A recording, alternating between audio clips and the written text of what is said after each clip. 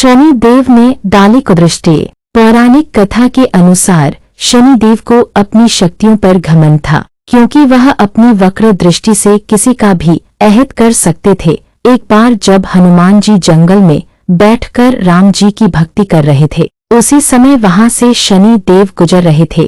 उनकी दृष्टि हनुमान जी पर पड़ी और उन्होंने बजरंगबली पर वक्र दृष्टि डालने का सोचा, लेकिन इसका हनुमान जी पर कोई प्रभाव नहीं पड़ा। इस पर शनि देव क्रोधित हो उठे और उन्होंने इससे हनुमान जी को ललकारा, लेकिन इसका भी हनुमान जी पर कोई असर नहीं हुआ और वह पहले की तरह अपनी तपस्या में लीन रहे। बात को अनसुनी करने पर शनिदेव का क्रोध और भी बढ़ गया। इस पर शनिदेव ने कहा, अब मैं तुम्हारी राशि में प्रवेश करने जा रहा हूँ। तब हनुमान जी ने शनिदेव से कहा कि आप कहीं और जाए व मुझे प्रभु श्री राम की भक्ति करने दे। इस पर शनि देव ने हनुमान जी की एक भुजा पकड़ ली और अपनी तरफ खींचने का प्रयास करने लगे, लेकिन हनुमान जी ने एक ही झटके में शनि देव से अपनी भुजा छुड़ा ली। इस पर शनि देव ने विकराल रूप धारण कर हनुमान जी की दूसरी बाह पकड़ने की कोशिश की। तब बढ़ गया हनुमान जी का क्रोध।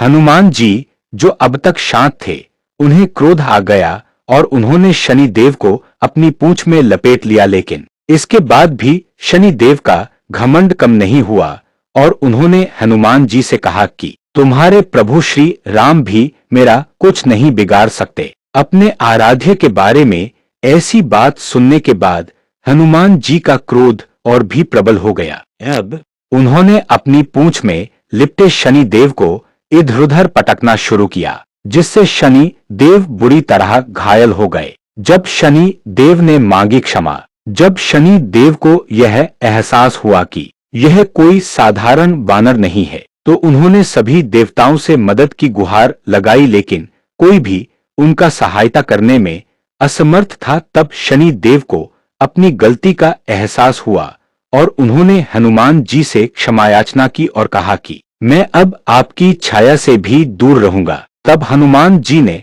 शनि देव से यह वचन भी मांगा कि आप मेरे भक्तों को भी कभी परेशान नहीं करेंगे। तभी से यह माना जाता है कि बजरंगबली की भक्ति करने वाले साधकों को शनि दोष के प्रभावों में कई हद